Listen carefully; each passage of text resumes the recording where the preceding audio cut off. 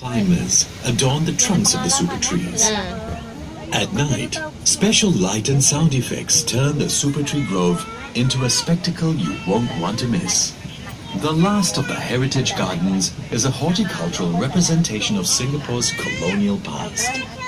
The frangipani, with its white flowers, were chosen to match the black and white houses of the early British planters in Singapore.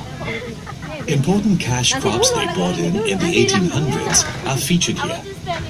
To the right are the Brazilian rubber tree and the African oil palm.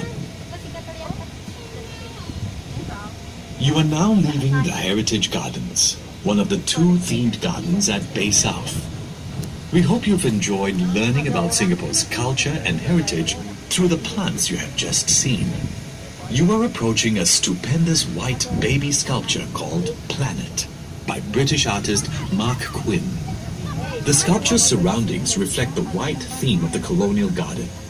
It is the most significant of the many sculptures around the gardens, which include water buffaloes, horses, and dragonflies. You are now making your way into the meadow, a living Singapore, able to accommodate 15,000 people. For better acoustics, you will notice that the concert space is shaped like a bowl.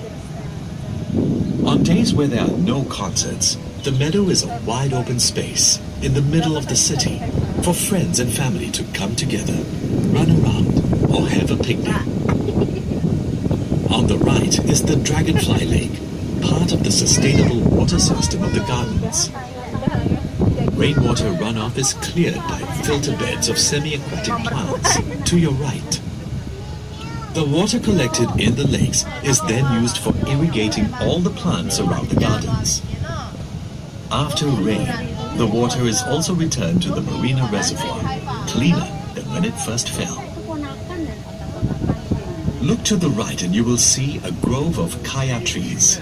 These have stood here even before the construction of Bay South. The old trees have been retained for their nostalgic value and to provide shade for the meadow. Singapore's location on the equator bestows upon it perpetual summer and high rainfall and rich flora and fauna. These are the threads that have been woven to create a city in a garden. Gardens by the Bay epitomizes this vision through community event spaces such as the meadow and the living vertical garden that is the Super Tree Grove up ahead.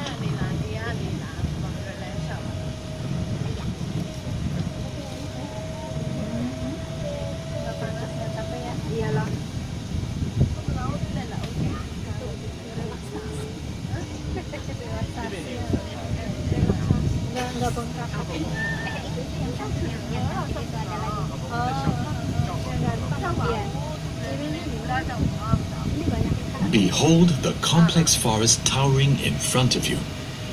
This is the Super Tree Grove, one of the distinctive icons of Bay South. Every super tree is a vertical garden rising from 25 to 50 meters high. These trees draw inspiration from the dominant trees of our rainforests that cannot grow to such heights in our urban environment. The tallest super tree is as high as a 16-story building. These green giants perform the functions of real trees, such as absorbing heat and harnessing solar energy via solar panels atop their canopies. This energy is sufficient to light up the trees at night. They also collect and store rainwater, which is used to irrigate the plants that grow on their trunks. Look up to the left. The tallest super tree at 50 meters high houses the Indochine Bistro at the top.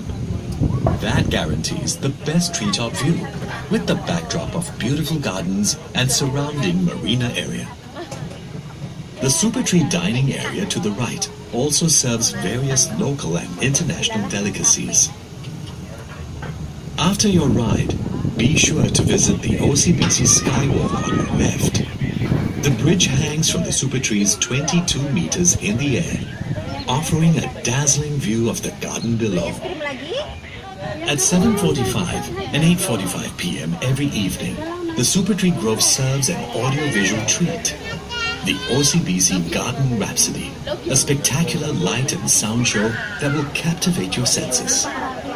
The garden homes, such as the